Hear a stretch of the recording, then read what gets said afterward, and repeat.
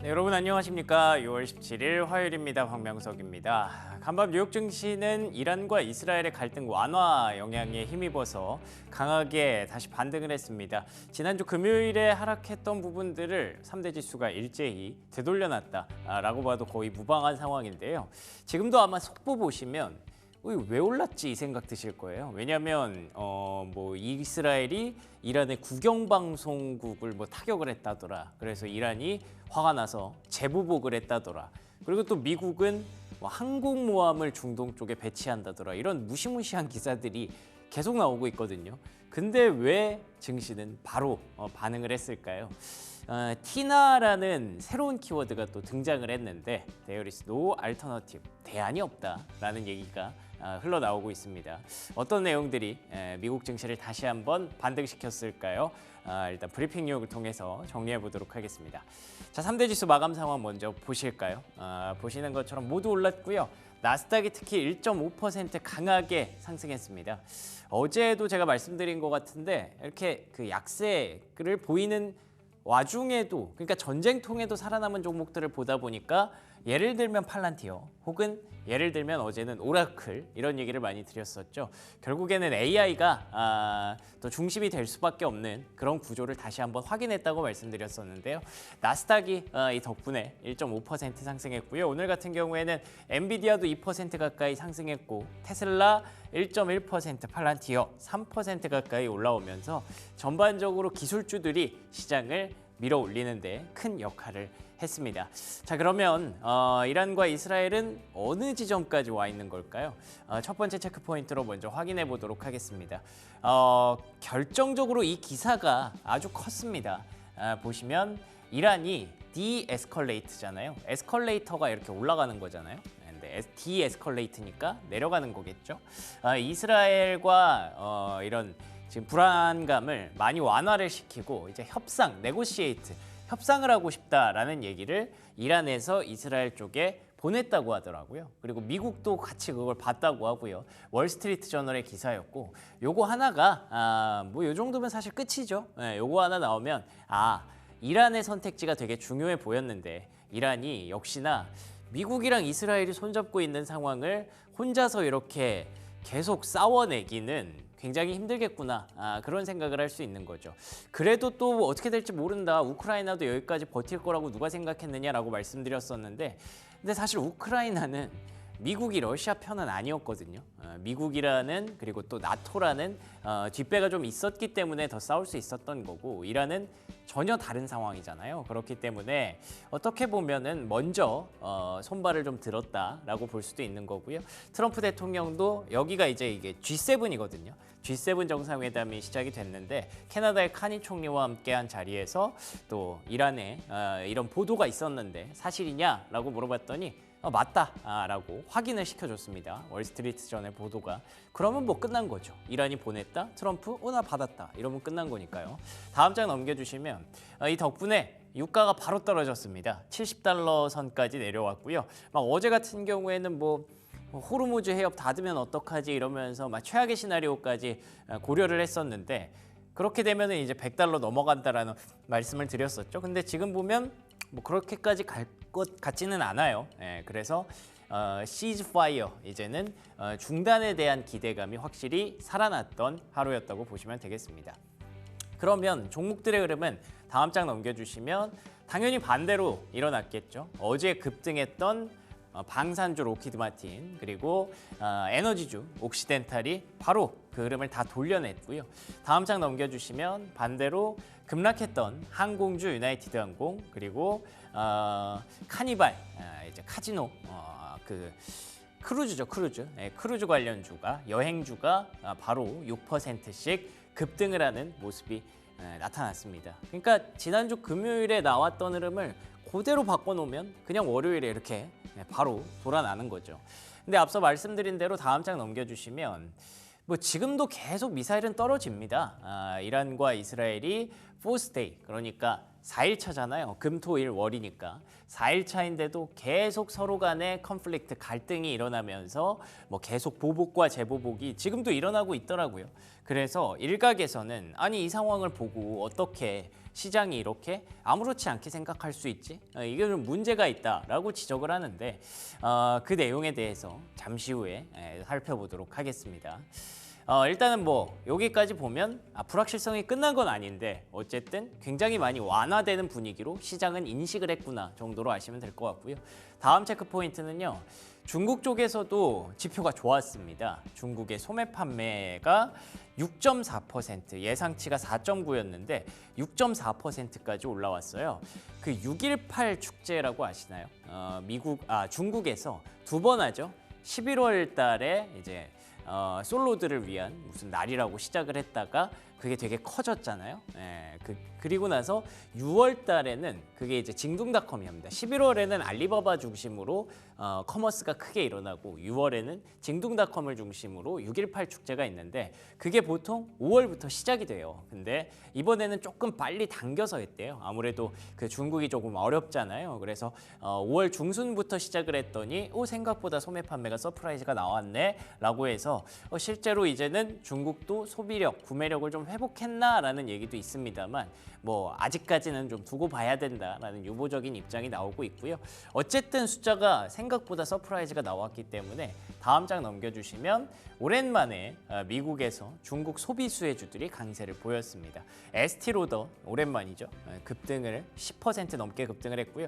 MGM 리조트 요게 카지노죠. 근데 또 이제 그 마카오에 큰 카지노를 갖고 있는 그런 기업인데 만약에 정말 중국 사람들의 구매력이 살아난 게 사실이라면 이런 종목들이 당연히 올라가겠죠. 연계해서 국내 증시에서 찾아보면 뭐 예를 들면 뭐 롯데관광개발 이런 종목들, 파라다이스 이런 종목들이 오늘장 움직임을 가져가지 않을까. 중국 소비 수혜주 한번 오늘 또 잘 보시면 좋을 것 같고요. 여기까지 보면 뭐 미국도 괜찮고 이란 중동도 괜찮아 보이고 중국도 괜찮고 그러니까 나쁠 게 없는 상황입니다. 그래서 다음 장 넘겨주시면 세 번째 체크 포인트로 그 티나라는 얘기를 좀 해보려고 합니다. 골드만삭스에서 얘기를 한 내용이고요. There is no alternative. alternative가 대안이잖아요. 대안이 사실 미국 주식 말고 뭐 그럼 뭐 살래? 이렇게 반대로 반문을 하는 거죠.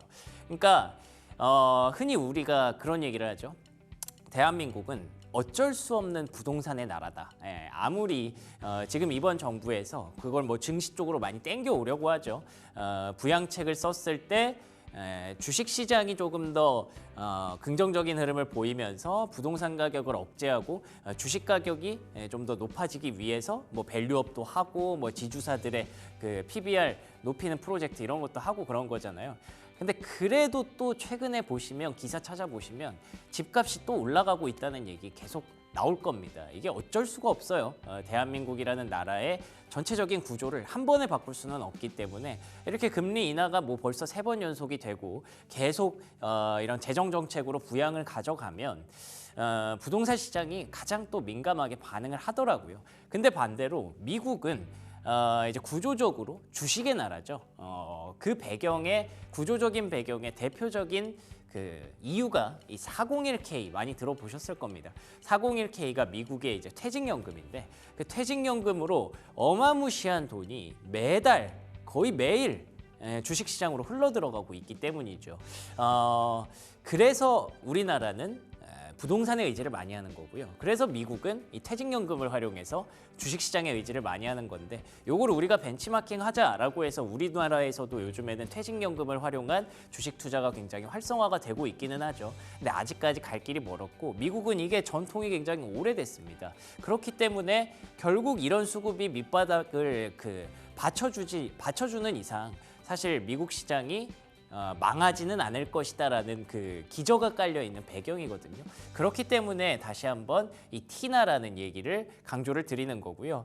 이 덕분에 지금 유동성이 사실 미국 증시는 미국의 금리가 계속 동결되고 있잖아요. 그럼에도 불구하고 계속 증명이 됩니다. 다음 장 넘겨주시면 보시면 최근에 상장했던 서클이라는 종목 오늘 또 두 자릿수 급등했습니다. 아시죠? 스테이블 코인 USDC 관련주 그리고 이제 코어위브라는 종목도 상장한 지 좀 됐는데 지금도 계속 급등 랠리가 이어지고 있어요. 7.7%.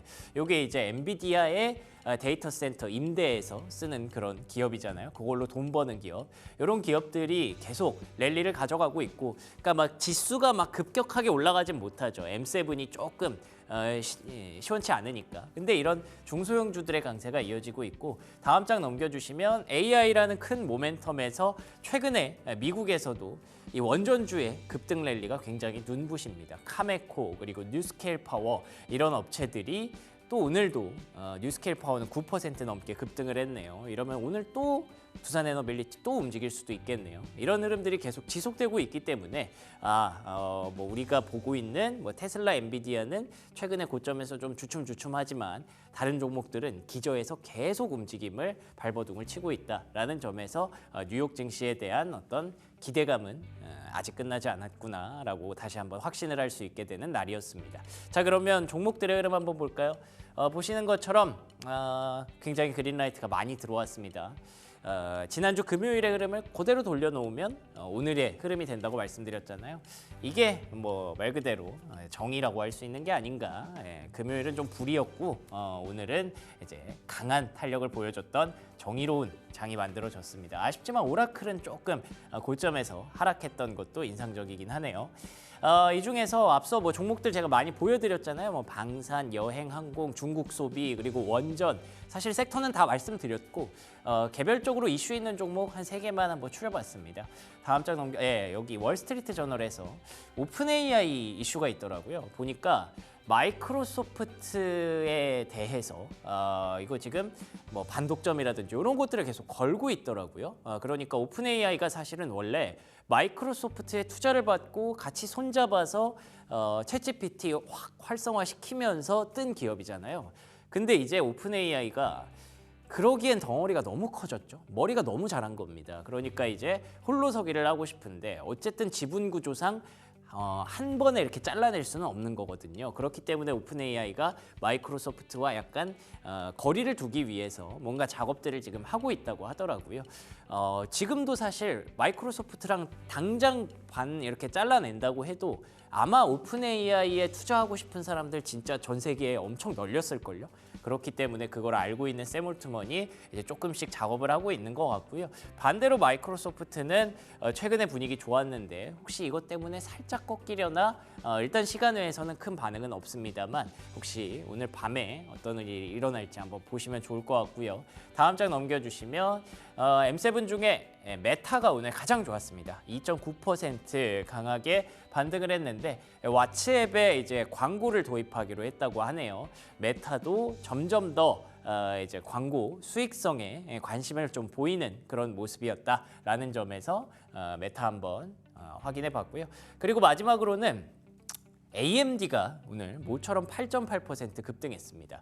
뭐 물론 AI 관련주들이 다 좋았지만 AMD가 올라간 배경은 지난주에 있었던 어드밴스드 AI 행사에서 새로 공개한 이런 플랫폼들이 시장에 뒤늦게 환호를 받고 있다고 합니다. 이 부분에 대해서는 이제 올해 내내 지속이 된다고 가정을 했을 때 지금까지는 계속 엔비디아의 독점 구조가 깨진 것은 아니지만 조금씩 뭐 브로드컴도 올라오고 AMD도 올라오고 이런 흐름들이 있잖아요.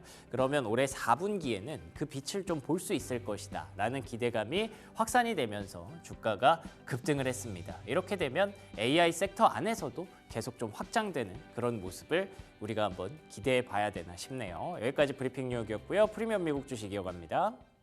잠깐! 구독, 좋아요 눌러주셨나요? 만약 아직까지 누르시지 않았다면 지금 당장 눌러주세요.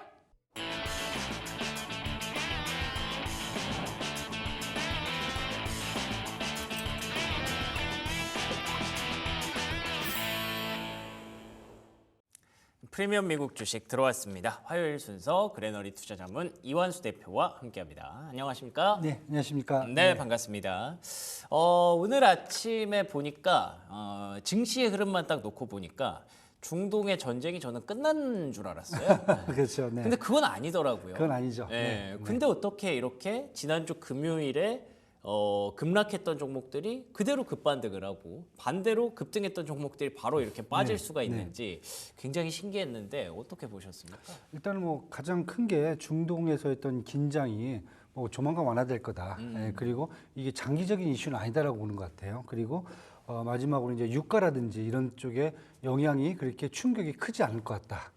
그러다 보니까 다시 이제 시장이 이제 기존의 흐름을 다시 이어가는 모습으로 지금 보여줬거든요. 그래서 어제 같은 거도 뭐 보시면 반도체 AI 종목, 그다음에 핀테크하고 코인 종목, 그다음에 에너지 밸류체인, 특히 이제 원자력 관련된 종목들이 지난주 금요일에 많이 빠졌다가 다시 또 급등을 하는 모습을 보여줬거든요. 예, 그러면서 S&P 500 지수도 지금 6,033입니다. 벌써 최고치에 다시 또 도달하는 그런 모습이고요. 여기 나스닥도 지금 19,700으로 기존의 최고치 2만 선을 거의 뭐 눈앞에 또 두고 있어요. 예. 네, 그러다 보니까 시장이 좀 더 여유가 있어진 모습이고요.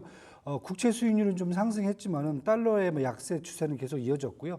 비트코인 가격도 뭐 10만 8천 달러까지 넘어섰고 국제 유가는 다시 이제 70달러, 71달러 선으로 다시 내려왔고요. 그죠? 네. 금 가격도 사상 최고치 또 기록했다가 다시 또 3,400달러 선으로 다시 또 내려왔거든요. 그러다 보니까 전반적으로 시장이 좀 투자 심리가 안정화되는 모습을 좀 보여줬고요. 어제 같은 경우에는 다른 것보다 사실 필라델피아 반도체 지수가 한 3% 넘게 급등을 했거든요. 그랬군요. 네, 다른 이슈보다는 특히 이제 AMD가 한 어제 한 8% 이상 급등을 했고요. 네. 그것뿐만 아니라 반도체 전반적 종목들이 크게 올랐는데 다른 것보다 AMD 같은 경우에는 기존의 목표 주가가 평균 목표 주가가 한 142달러였는데 최근에 로젠블락 같은 경우가 200달러까지 상향 조정을 해버렸어요. 그리고 엔비디아도 최근에 평균 목표 주가가 한 170달러 선했는데 트루스트 증권이 어제 2일 전에 210달러까지 상향 조정을 해버렸어요. 그러니까 전반적으로 반도체들이 앞으로 이제 뭐 2분기 실적 발표하면 좀 시간이 남아 있지만은 이 리서치 하우스들이 이 매출 이런 걸 감안해서 지난번에 제가 말씀드렸지만 아마 상향 조정이 나올 거라고 말씀드렸잖아요. 예. 그 부분들이 지금 나오면서 반도체 종목들에 대한 어떤 기대감이 더 커지고 있지 않은가. 네, 이렇게 지금 보여주고 있어 갖고 저는 네. 뭐 S&P하고 나스닥 차트는 일단은 거의 고점선에 와 있기 때문에 지수상으로는 사실 좀 부담이 있어 보이고요. 예. 그거보다는 이제 업종별 종목별로 계속 차별화 장세가 이어질 수 있다 이렇게 보셔야 될 것 같습니다. 그러니까 사실 지난주에 이 중동 이슈만 없었으면 원래 S&P 500이나 뭐 나스닥이나 약간 사상 최고가 도전기를 쓸 뻔했었거든요. 근데 거기서 이제 중동 이슈 터지면서 갑자기 상황이 좀 어지러워졌는데 지금 중동 이슈가 완화된다는 분위기가 살아나니까 다시 딱 지난주 중동 이슈 시작되기 전으로 돌아간 느낌이에요. 그때 당시에 이제 미국과 중국의 협상 타결되고 이러면서 이제 반도체주들이 강하게 수혜주로 올라왔던 그 기억 나실 거예요. 그 흐름을 그대로 다시 살려서 방산주가 올라가던 거 다시 꺾이고 이제 항공여행주 올라오고 다시 AI 반도체 원전 이런 쪽으로 좀 돌아갔다라고 보시면 될 것 같은데 그러면은 거의 지금 금요일이랑 월요일은 없었던 거나 봐도 그렇죠. 무방하거든요. 네, 맞습니다. 네. 그러면은 그 중동의 지금 상황이 어떻게 변했길래 이렇게 나타났는지 먼저 좀 궁금하실 것 같아서 월스트리트 저널의 보도를 보니까 사실상 이란이 약간 항복을 한 그런 느낌이더라고요. 네. 어떤 내용이에요? 저는 사실 뭐 이란이 항복했다라기보다는 네. 뭐 저희들이 이제 그 뭐 유튜브를 보면 뭐 핵전쟁 날 거다, 무슨 뭐 장기적으로 유가가 뭐 120달러 올 것 같다, 네. 막 이런 우려감들이 막 자극적인 얘기가 많죠. 나오니까 사실 이제 다들 이제 무서워지기 시작했는데 저는 이제 3자 간 이스라엘, 이란, 미국이 지금 원하는 것들을 거의 다 얻었다 이미. 다 같이 얻었어요. 다 가져뒀다 이렇게 이제 해석을 좀 하고 있어요. 왜냐하면 이제 이스라엘 같은 경우는 그동안 계속 위협으로 받았던 게 이란의 핵시설이었거든요. 그렇죠. 1차에 가서는 핵시설 타격하고 거기에다가 군 수뇌부뿐만 아니라 핵 과학자까지 사실 다 사망시켰죠. 제거했죠. 다 제거했어요. 그다음에 공격 받은 다음에 또 2차는 어디를 갔냐면은 그 이란의 가스하고 정유시설을 또 타격을 했어요. 네. 왜냐하면 그건 잘 웬만하면 안 건드리거든요. 그래서 먹고 살아야 되는 거기 때문에. 서로 문제가 될 수 그렇죠. 있으니까. 그런데 그걸 왜 건드렸냐면은 앞으로 이제 더 개발을 아주 못하게 끊어버리겠다는 거죠. 경제적인 지원을. 왜냐하면 이란 같은 경우에는 사실 이제 틀립니다.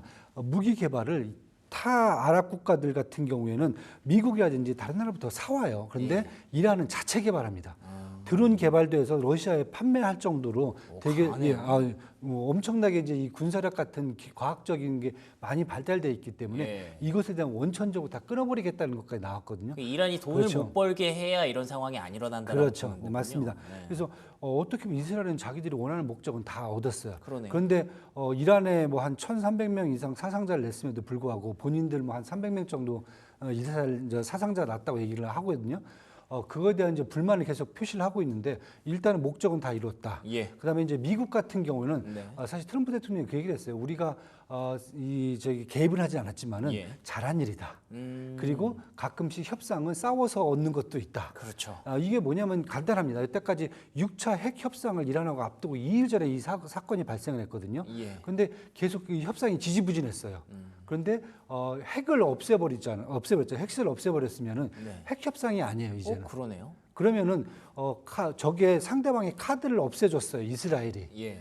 두 번째는 지난번에 이제 그 중동 국가들 다니면서 세일즈 얘기를 하면서 예. 얘기했던 게 이 아랍 국가들에 대한 안전 보장을 어디로부터 하냐면 이란으로부터 안전 보장을 얘기했단 말이에요. 그걸 자기들이 보장을 해주겠다. 이번에 다 보장 끝났잖아요. 그러네요. 네, 그러니까 아랍 국가들에 대한 전반적인 약속했던 부분도 지금 다 그것도 이루어졌어요. 지켰다? 네, 그렇게 되면은 사실 미국은 이제 중동에서 새로운 리더십으로 부상할 수가 있죠. 그러네요. 다 이미 이루어졌고 그다음에 이란 같은 경우가 참 되게 애매한데 그러니까요. 이란은 지금 이런 거밖에 없는데요. 왜냐하면 사실 이란은 이제 체제가 두 개로 분류가 돼 있어요. 왜냐하면 이제 이제 이슬람 쪽 관련된 있는 성직자분이 이제 가장 높은 위치에 있는 거고요. 예. 한쪽에서는 정부가 있어요. 거기 대통령이랑 뭐 예. 종교 지도자랑 따로 있죠. 따로 있습니다. 예. 그런데 이번에 대통령이 사실 개혁파가 대통령이 됐어요. 그러니까 개혁파는 뭐냐면 핵무기 이런 거 다 이제 그만하고 이거 30년 동안 해봤자 우리가 얻은 게 뭐냐. 이제는 개방하고 해서 우리가 경제적으로 이제 부강을 해줘야 되는 타이밍이 와 있다라고 계속 부르짖었는데 결국 공격을 받은 거예요. 핵 때문에. 예. 그러면서 사실 지지 기반이 좀 약했는데 그러네요. 반대로 강한 지지 기반을 또 얻을 수 있는 기회가 생긴 거예요. 그러면서 대통령이 바로 얘기를 했죠. 성직자가 얘기한 게 아니라 대통령이 얘기를 했어요. 이제 우리 협상할 준비 다 됐다. 협상하자. 그 이란은 아예 그렇죠. 패러다임 자체가 바뀐 거네요. 패러다임 자체를 바꿀 수가 있는 거죠. 왜냐하면 자기들이 핵 때문에 계속 붙잡혀 있었는데 핵이 없어졌어요. 그 싫어하는 사람들도 있었겠죠. 예. 핵 때문에 우리가 핵수 이렇게 못 없었어요. 산다 이렇게 예. 얘기했던. 그러면 사람들. 이제 사실 이란 같은 경우에는 여태까지 미국하고 6차 협상까지 간 게 네. 핵을 조만간 개발할 거라는 기대감이 계속 컸거든요. 예. 근데 핵이 없어져 버렸어요. 그러면 이제 신정부 같은 경우는 아예 핵이고 뭐고 다 필요 없다. 이제는 우리는 경제 개혁으로 가야 된다. 올인할 수 있다. 그런 얘기가 지금 나오고 있거든요. 그래서 이란도 어떻게 보면은 이런 새로운 리더십 같은 경우가 자기들이 할 수 있는 기반을 또 얻어낸 게 아닌가. 그래서 오늘 아마 이제 G7 정상회담 어제부터 시작이 됐잖아요. 예, 맞습니다. 주제가 사실 두 가지였어요. 첫 번째가 갑자기 터진 이 중동 문제. 예. 또 하나가 이제 트럼프 관세였거든요. 관세겠죠. 예. 예. 그래서 아마 시장에서는 뭐 트럼프 대통령이 또 거기 가서 중동의 문제를 본인이 또 해결했다. 그렇겠네요. 예, 뉴스 앞에서 또 나오실 수도 있다. 예. 네, 그렇게 지금 얘기가 나올 정도라고 지금 보여지고 있습니다. 그래서 이렇게 봤을 경우는 이것은 뭐 테일 리스크가 있을 수는 있어요. 뭐 더 폭격하고 그런데 전반적으로 이 삼국이 기본적으로 일단은 해야 될 건 다 끝난 게 아닌가. 그래서 시장은 일단 안도를 하는 거고요. 그 다음에 이란의 핵시설뿐만 아니라 이제 이 정유시설이 폭격이 됐는데 사실 이란 같은 경우 이미 경제 제재로 한 30년 동안 경제 제재를 받고 있었기 때문에 사실 수출을 원유라든지 가스를 사실 중국 아니면 트르키예 쪽으로 우회를 해서 수출한다든가 그쪽에 공급을 했었거든요. 근데 사실 이쪽은 그 유가에 영향을 미치지는 못해요. 예. 그리고 미국도 지금 최근 들어서 보시면 계속 원유 공급이 지금 초과 공급이거든요. 예, 그런 상황이다 보니까 유가 쪽에도 그렇게 큰 타격이 없을 것 같다. 그리고 호르무즈 해협도 뭐 미국이 지키고 있기 때문에 추가적인 문제는 없을 거다. 이런 부분 메시지들이 전달되니까 시장이 바로 안정화가 되는 게 아닌가 이렇게 지금 보여집니다. 그러네요. 사실 뭐 지금도 이제 제가 오프닝에서 말씀드렸지만 속보로 보고 계시면 이게 전쟁이 전혀 끝난 게 아니고 계속 그 미사일들이 오고 가고 있는 그런 상황이거든요. 뭐 저희가 이제 너무 먼 거리에서 뉴스로 전해 듣기 때문에 거기에 대한 어떤 그 현실적인 상황들을 피부로 느끼지는 못합니다만 각자 나라들마다의 그런 그 걱정거리라든지 내부적인 사정들이 다 따로 있는 거군요. 그러면 물론 이란의 그 성직자들은 원래 기존의 이슬람 강경파들은 사실 얻은 게 없죠. 그렇지만 반대로 이제 대통령을 비롯한 뭔가 이제 개혁파들은 그쪽에서도 얻은 게 있다는 점에서 이 이란과 이스라엘, 미국의 삼각구도가 또 이렇게 설명이 되는 거군요. 말씀해 주신 대로 이게 뭐 사실 완전히 끝난 건 아니잖아요. 그쵸, 네. 예, 뭐 핵을 완전히 제거했다고 아직 확신할 수도 없는 그렇죠. 거잖아요. 네, 그것도 예. 확인해봐야 되죠. 예, 그렇기 때문에 테일 리스크라고 얘기를 해주셨는데 어찌됐든 지금은 이런 삼각구도에 대해서 이완수 대표님 생각처럼 이어가는 사람들이 좀 많았기 때문에 시장이 다시 돌아온 게 아닌가 싶습니다. 그럼 G7 얘기를 해주셨는데 이 G7 얘기로 바로 이어가 볼까요? 아까 말씀해주신 대로 중동 문제 그리고 관세 이야기 이 두 가지가 가장 큰 안건이 될 가능성이 높은데 어떤 얘기들이 좀 더 나올까요? 일단은 제가 봤을 때는 중동 문제는 이제 계속 얘기가 나올 것 같아요. EU 집행위원장 같은 경우는 무슨 얘기를 했냐면은 이스라엘하고 이란 양국의 핵이 문제다. 사실 비공식적으로 지금 핵 보유국 같은 경우 이스라엘하고 지금 이란이 얘기가 되고 있고요. 그쵸. 그다음에 이제 인도하고 파키스탄 항상 싸움을 하고 있잖아요. 네네. 마지막에 이제 북한이거든요. 그러다 보니까 EU에서도 얘기하는 게 결국 문제의 발단은 이스라엘하고 이란 양쪽 다 핵을 제거해야 된다. 이런 얘기가 지금 있을 수 있어 갖고 아마 이 문제가 한번 논의가 될 것 같은데 제가 봤을 때는 미국이 아마 크게 반대를 할 것 같아요. 그 문제에 대해서 자기들이 해결했기 때문에 더 이상 얘기하지 마라 이게 될 것 같고요. 그러네, 그렇게 예. 말할 수가 있네요. 예, 그다음에 이제. 예. 뭐 두 번째는 일단은 다른 것보다 이제 관세 얘기가 또 이제 계속 얘기가 나올 것 같아요. 지금 예. 분위기가. 그래서 얘기 나온 게 지금 트럼프 관세 정책이 세계 경제와 미국의 이익에 부합하지 않는다는 메시지를 지금 공동으로 미국을 뺀 나머지 6개국이 공동으로 전달할 예정이다 이렇게 얘기가 돼 있어요. 예. 그러니까 관세는 뭐 글로벌뿐만 아니라 미국 자체도 지금 문제가 된다. 예. 이것까지 지금 설득을 할 거다 지금 얘기를 지금 하고 있고요. 반대 측면에서 또 하나 얘기 나오는 게 이제 중국은 사실 G7에 포함이 안 돼 있단 말이에요. 예. 뭐 지금 뭐 가서 지금 이 초빙국으로 간 국가들이 한국, 호주, 브라질, 인도, 멕시코, 남아공, 우크라이나까지 가 있어요 지금요. 그래요? 네, 네. 뭐 시끄러울 것 같아요 제가 봤을 그러네요. 때는. 네, 그런데 반대로 지금 중국 같은 경우에는 중앙아시아 5개국하고 정상회의를 하고 있어요. 야, 또 마침 이 타이밍에. 네, 6월 17일부터 바로 예. 오늘부터입니다. 그래서 여긴 시진핑 주석이 직접 참석을 합니다. 오, 오랜만에 움직이네요. 네, 뭐 며칠 전에 이재명 대통령하고 통화를 했잖아요. 네, 그래서 사실 시장에서는 뭐 갑자기 무슨 시진핑 구테타설 뭐 이런 얘기가 지금 나오고 네, 있는데 맞아요. 그건 제가 봤을 때는 그 루머인 것 같고요. 지금 중국 같은 경우에는 뭐 미국하고 너희들은 뭐 관세 갖고 싸워라. 우리는 카자흐스탄, 키르기스탄, 뭐 타지키스탄, 투르크메니스탄, 우즈베키스탄, 중앙아시아는 사실 어떻게 보면 이제 중국의 앞마당 같은 지역이거든요. 그렇죠. 이쪽 지역을 더 지금 확대시키겠다. 이렇게 지금 가고 있어 갖고 아마 G7 정상회담에서 이쪽을 좀 주시를 좀 할 것 같아요. 혹시 이쪽에서 무슨 얘기가 나오는지. 왜냐하면 어차피 G7 정상회담에 사실 중국이 안 들어간다는 게 사실 그것도 웃긴 거거든요. 그러네요. 네, 그래서 아마 이런 문제들이 되게 첨예하게 있어 갖고 캐나다 쪽에서는 좀 뭔가 관세에 대한 부분들을 이제 주최국에서는 뭔가 결과물을 도출하겠다고 하는데 쉽지는 않을 것 같아요. 지금 분위기는. 그렇군요.